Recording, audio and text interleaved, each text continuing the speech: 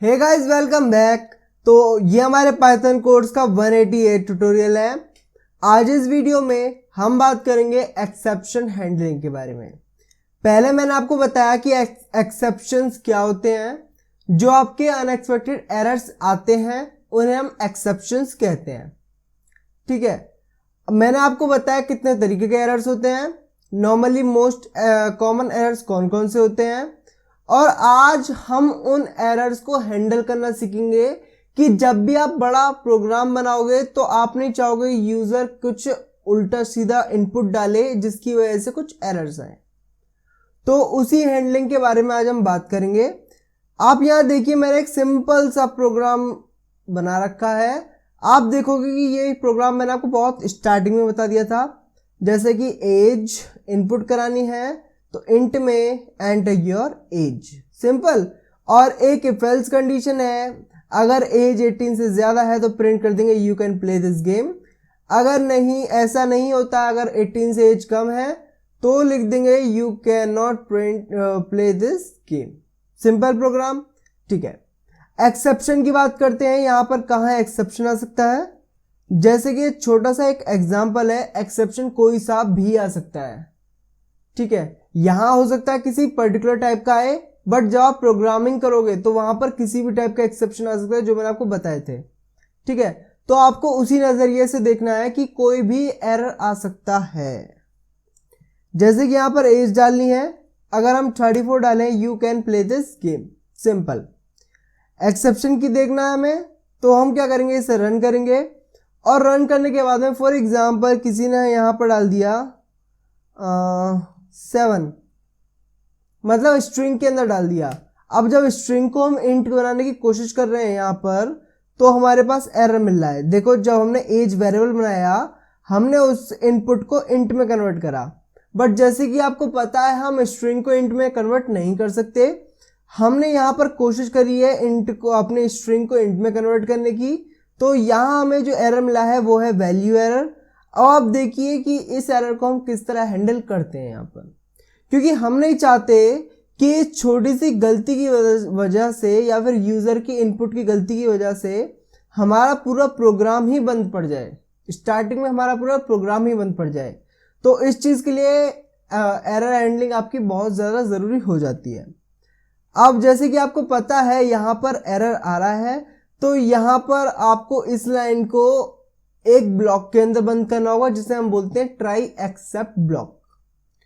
ठीक है, तो मैं आपको बताता हूं। थोड़ा बहुत आपको अजीब लगेगा, वो लगेगा कि ये पता नहीं क्या चल रहा है, बट ये बहुत सिंपल चीज है। जो भी कोड आपको पहले गैस करना है कि किस कोड के अंदर एरर आ सकता है। उस कोड को आपको ट्राई के अंदर रखना है। ट्राई लिखा, कॉलन, और स्टार्टिंग में जाके एक टैब दे दिया, बस। इसे बोलते हैं हम इंडेक्स। पीछे गए, वापस बैक स्पेस दे दिया, और यहां पर हमने लिखा एक्सेप्ट, फिर से कॉलन, एंटर। ठीक है, अब यहां क्या हो रहा है, हमने इस वाली लाइन को यूज करने का ट्राई किया, ये वाली लाइन। अब जैसे कंपाइलर इस लाइन के अंदर आया, तो ट्राई का मतलब क्या है, नॉर्मल प्रोग्राम रन करने की उसने कोशिश करी। ठीक है, अगर कोई भी एरर आता है तो उस कंडीशन वो एक्सेप्ट वाले ब्लॉक के अंदर चला जाएगा। यहां जो भी कुछ होगा वो इसे रन कर देगा। जैसे कि एक्सेप्ट के अंदर यहां हमारा एरर आया, तो हम क्या लिख के भेज दें, कुछ भी, इनवैलिड इनपुट, इस टाइप से हमने एक मैसेज दे दिया। जैसे हम मैसेज देंगे और अब रन करते हैं, तो सिंपल आपका ये रन हो जाएगा 7।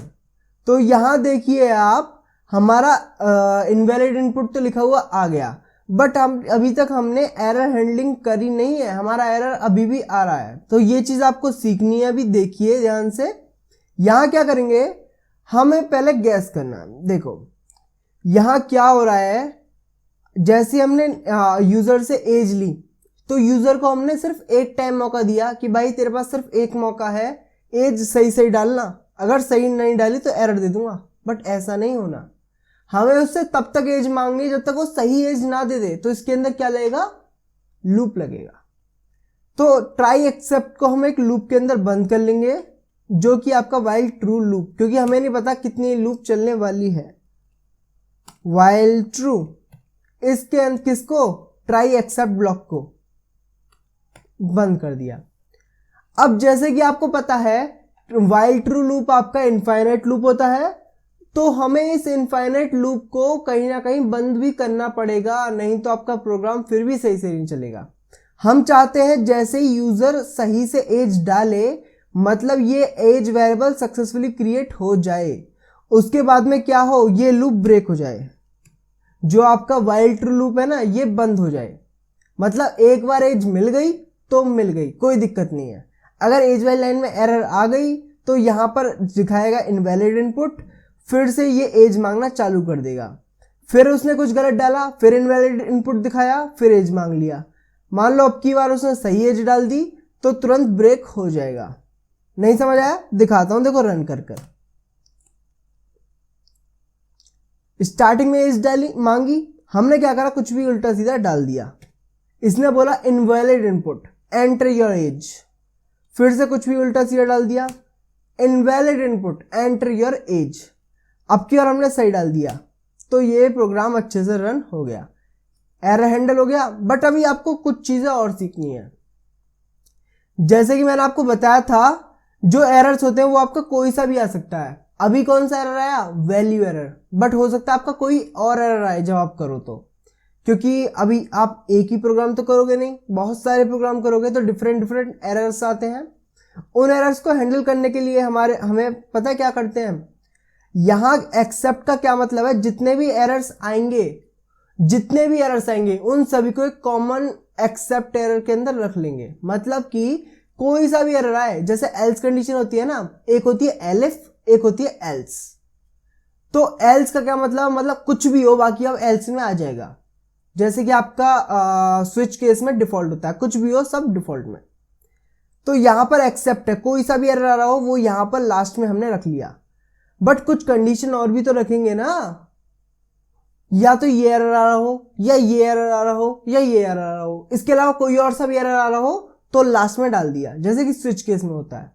मैंने आपको सिखाया था स्विच केस के अंदर, ठीक है। तो यहां क्या करेंगे, हमें पहले गैस करना है कि कौन सा एरर आ सकता है। हमें पता है यहां हमारा आएगा वैल्यू एरर, तो इस तरह हम लिख देंगे एक्सेप्ट वैल्यू एरर।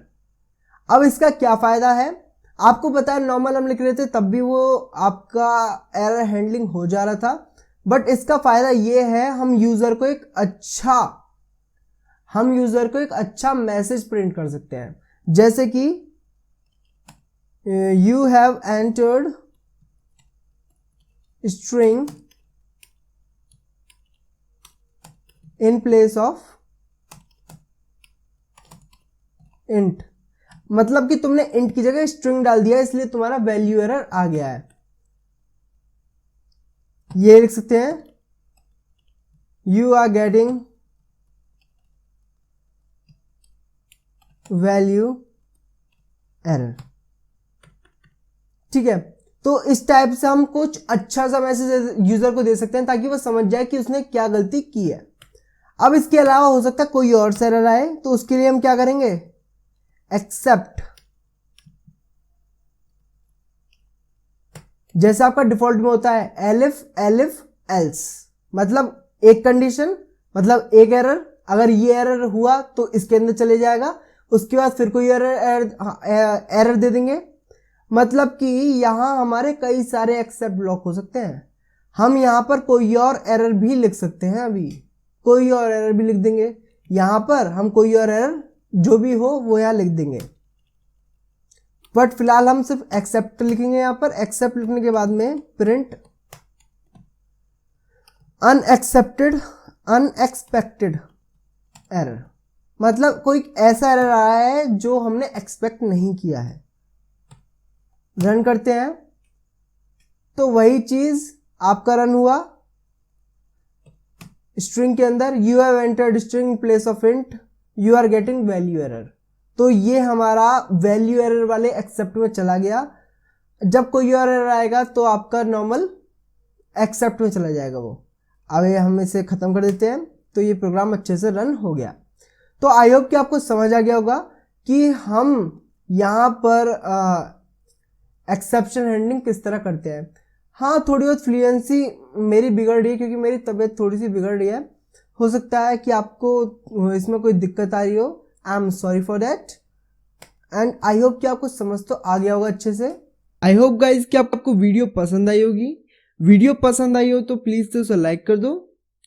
मेरे चैनल को अभी तक आपने सब्सक्राइब नहीं किया तो उसे प्लीज़ से सब्सक्राइब कर दो और वीडियो को अपने दोस्तों के साथ शेयर कर दो। And thanks for watching guys.